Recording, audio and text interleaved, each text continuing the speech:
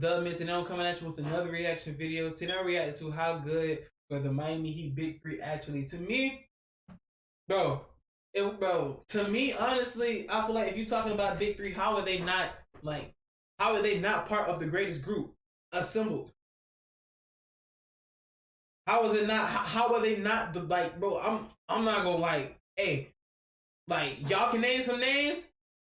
I'm telling you right now, Big Miami Heat Big Three versus the Bulls, bro. I got Miami. I'm not gonna cap, but that's just me. That's just me. Chris Bosh, you gonna have to work hard against Dennis Rodman. That's the only struggle, to be honest. But everything else is it's like a little fair matchup. Hey, and don't sleep on the way. Don't disrespect, bro.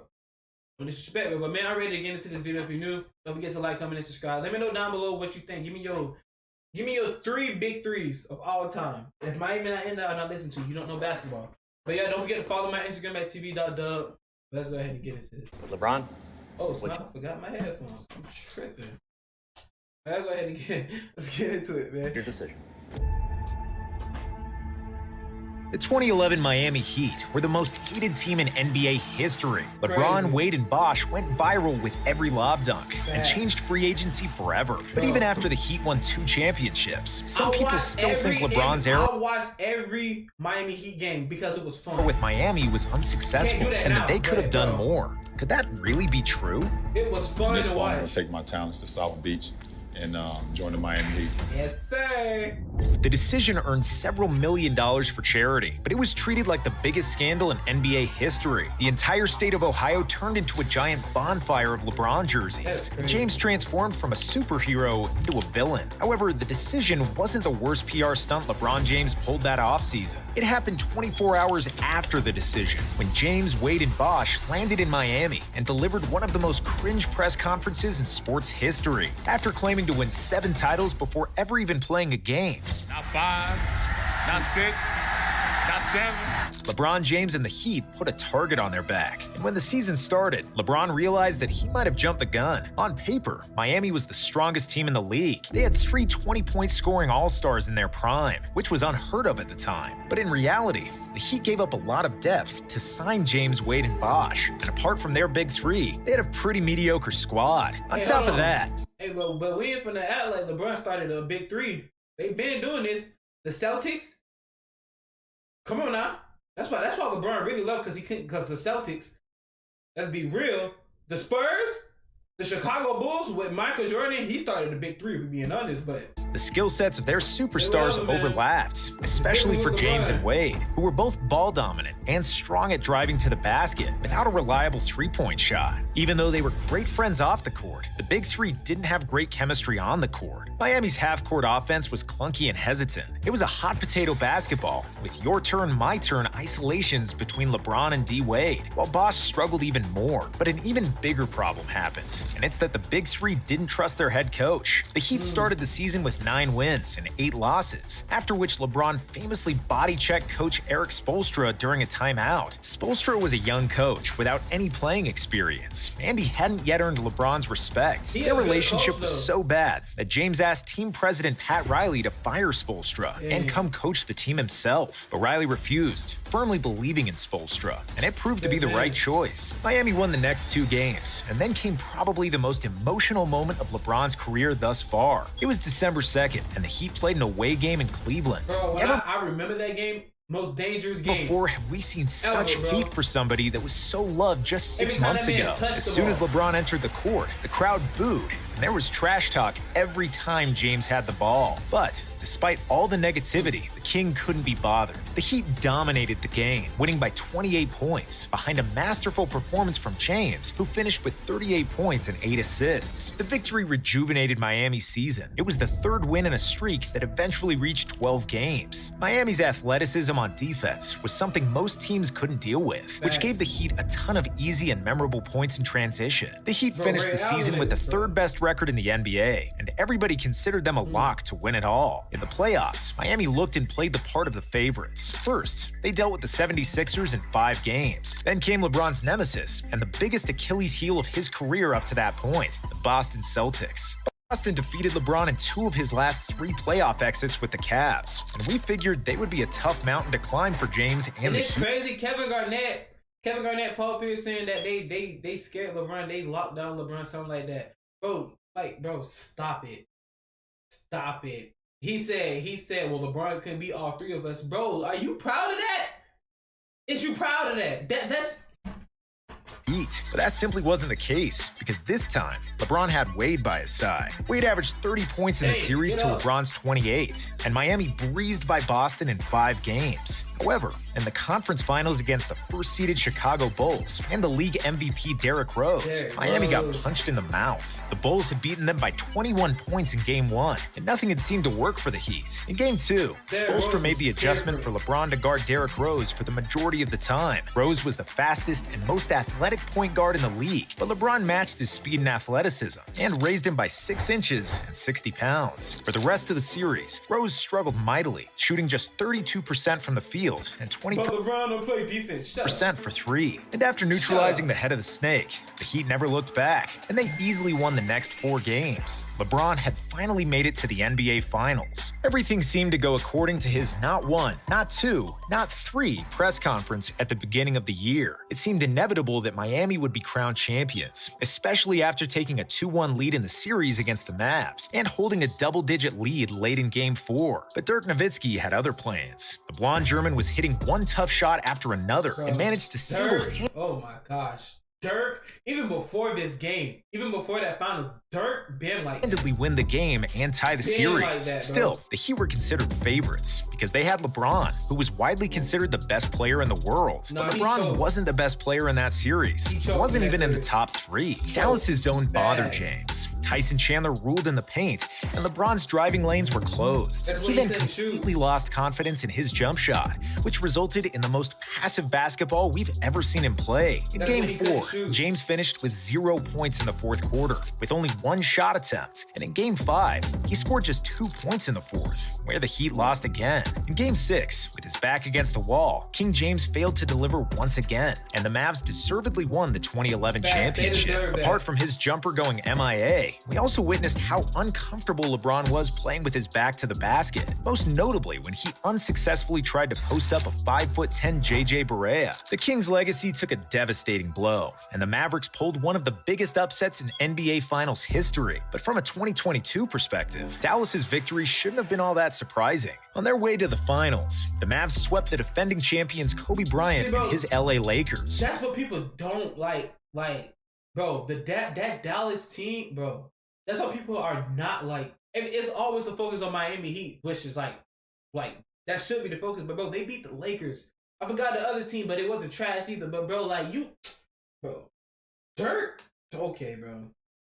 Different. In the conference finals, they defeated Kevin Durant, Russell Westbrook, and James Harden in OKC. And even though their team lacked star power after Nowitzki, they still had a Hall of Fame point guard in Jason Kidd, who made all the right decisions and hit clutch shots. They had Tyson Chandler, who was the second best defensive center in the NBA at the time, behind only Dwight Howard. And most importantly, the Mavs had a lot of three-point shooters, while Miami did not. So it's easy to see why the Heat lost that series. After the finals, LeBron realized he needed to work on his game, and he called Hakeem Olajuwon to teach him some of his famous post moves. LeBron worked on his game day and night, but he wasn't the only one busting his ass to improve Miami's offense. Erik Spoelstra is one of the hardest working coaches in NBA history, and he spent an entire summer trying to perfect Miami's half-court offense. Spo introduced a spread offense he saw in football to give James the freedom to operate one-on-one with shooters to spread the floor. Bosh was moved to the center position. And it's crazy because that's how LeBron played to this day.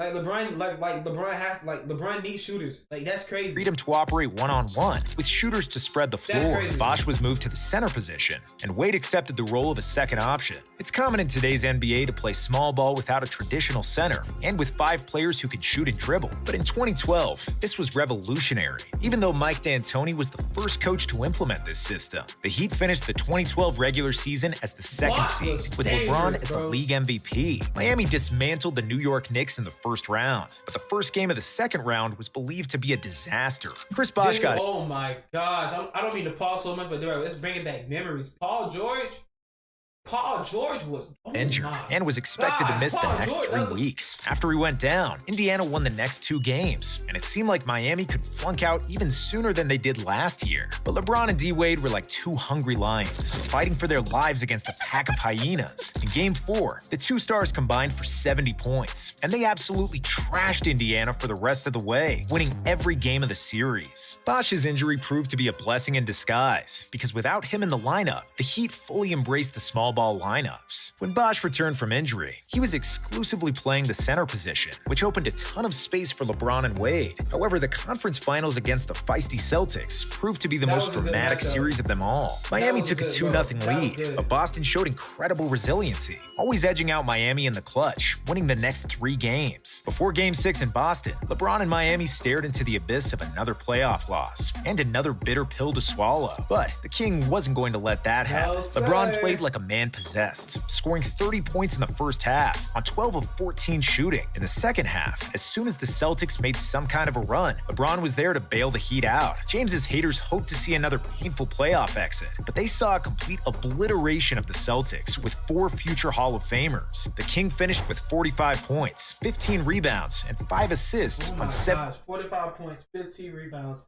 5 assists on 73% shooting. Bro, I don't care what you say, bro.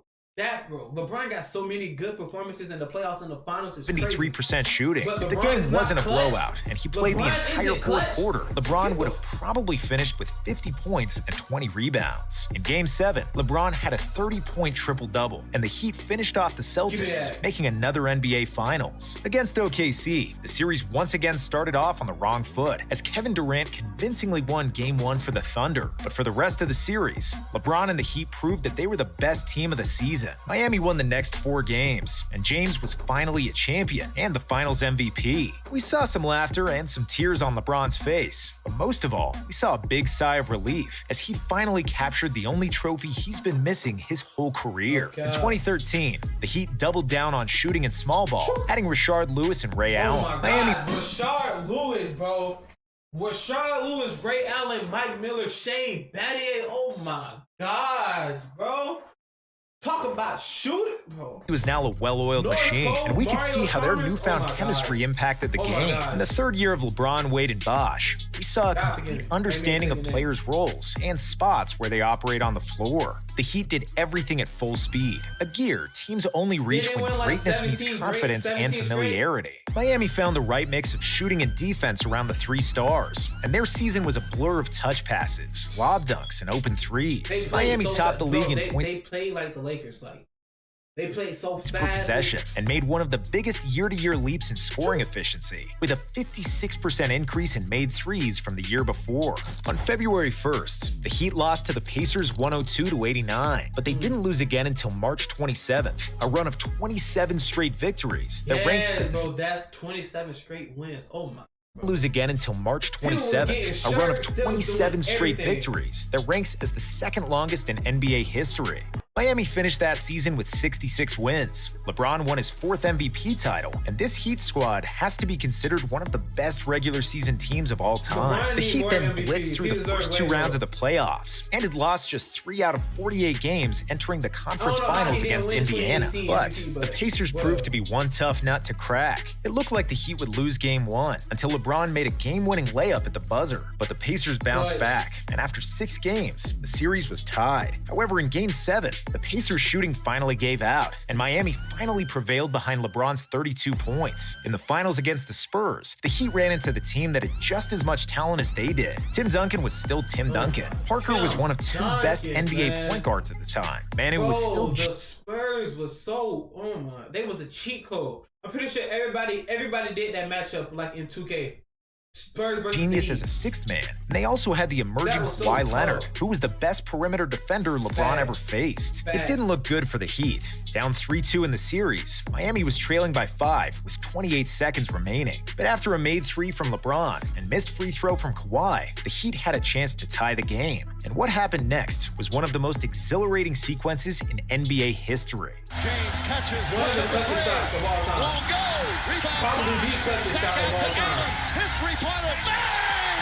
Tie game. Miami won the game in overtime, forced game And it's crazy. People always say LeBron not clutch, but he hit the 3 before that too. Come on, bro. 7, which was another Stop. spectacularly close game. But LeBron once again proved his clutch gene, hitting a tie-clinching shot over Kawhi Leonard and proving that the 2011 finals was a fluke. It was harder than expected, but Miami won back-to-back titles, and LeBron's not 1, not 2, not 3 prophecy didn't seem so far-fetched. In 2014, the Heat continued with the same small ball strategy, but D-Wade had clearly lost half a step due to knee injuries. Yeah. Wade just wasn't the same player from 2011, but LeBron was just too good, and the Heat were too familiar with each other to not be good. Even though they won 12 games less than the year before, Miami was clearly playing in the 4th gear, just waiting for the playoffs. Nobody in the East offered much threat to Miami, and Lance Stevenson even resorted to blowing into LeBron's ear to try and distract him That's because so nothing else iconic. really worked. That's Then the iconic. 2014 finals arrived and offered a rematch between Miami and San Antonio. The whole world wondered if the Heat could be the first team to three-peat since Shaq and Kobe in the early 2000s. Game 1 of the 2014 finals was very strange because there was no air conditioning in the arena. The I don't want to hear that. I don't want to hear that. That game was fixed. Had to be. How you practicing, bro? They're practicing. I think they was practicing in like where it was no AC, and then all of a sudden your AC go out, bro. Come on, bro. Stop it. They did temperature was something. insanely hot, which Stop gave it. LeBron cramps. James was forced to sit out And the people fourth quarter. said LeBron is a baby because he had cramps. Nigga, oh God, oh, I'm not trying to say that word. Can you play with cramps? If you can do that, you're Superman. Please shut up. How can you play a basketball game with cramps? Have you ever had a cramp in your leg or your thigh? And Miami lost the game. But James bounced back in Game 2 with 35 points and pushed the Heat to victory, and everybody expected another 7-game series. However, that proved to be the furthest thing from the truth. The Spurs were a brilliant offensive team, No and they had doubt. shocking success scoring against Miami's trapping defense. Coach Pop figured out how to use the Heat's aggression against Pop them, is and the probably Spurs the baited the greatest coach Heat of all into time. trapping and then passed around those Or traps. top Because three. the ball can travel faster than a man can run, the Heat's rotation would routinely crack and leave the Spurs wide open. LeBron played the most efficient series of his life in the finals, but Wade, Bosch, and the rest of his teammates were completely shut down. The Spurs happens, blew them man. out in the next 3 games, deservingly winning the Larry O'Brien Trophy. After 4 years, LeBron realized that his best friend Dwayne Wade is past his prime, and that most of Miami's players It was were only veterans 4 closer to years? retirement than winning another title. So in 2014, when his contract expired, LeBron chose to come home They only played for 4 years, bro. That's to Cleveland, crazy. effectively ending the Heatles era. In 2010, when LeBron showed up in Miami, we thought he was going to stay there forever, or at least way longer than those I 4 did not know seasons. that. Let's be fair, James made the right choice to come to Miami because Facts. Cleveland wasn't any good, At and he all. also made the right choice to come back because Miami stopped being great. In 4 years, Miami went to 4 NBA Finals and won 2 of them. LeBron's decision gave birth to a new era of NBA free agency, where players control all the strings and decide among themselves where they're going to play. Despite his arrival to the Heat being cringe, and even though he didn't win as many championships as promised, it's hard to say that LeBron's Heat era was a failure. In Can't 2011, say the that. Big Three wasn't mature enough and didn't have a great supporting cast to win the title. And in 2014, they got too old. Miami lost the finals against an extremely underrated Dallas team. And then the Yes. Spurs, who were one of the best teams ever, with 4 future Hall of Famers and a bunch of great role players. Even though some people might dispute that the Heat was a dynasty, their run was certainly special. It changed basketball forever, and it produced some of the most legendary moments in NBA history. Bro, I'm telling you, bro, LeBron is the GOAT, bro. I'm telling you, it's crazy. I did not know they only played for 4 years. I could have sworn it was one. That makes sense. That makes sense. 'Cause that make perfect sense. But it seemed like it was longer, bro. That's crazy. But man, look, if you enjoyed the video, don't forget to like, comment, and subscribe.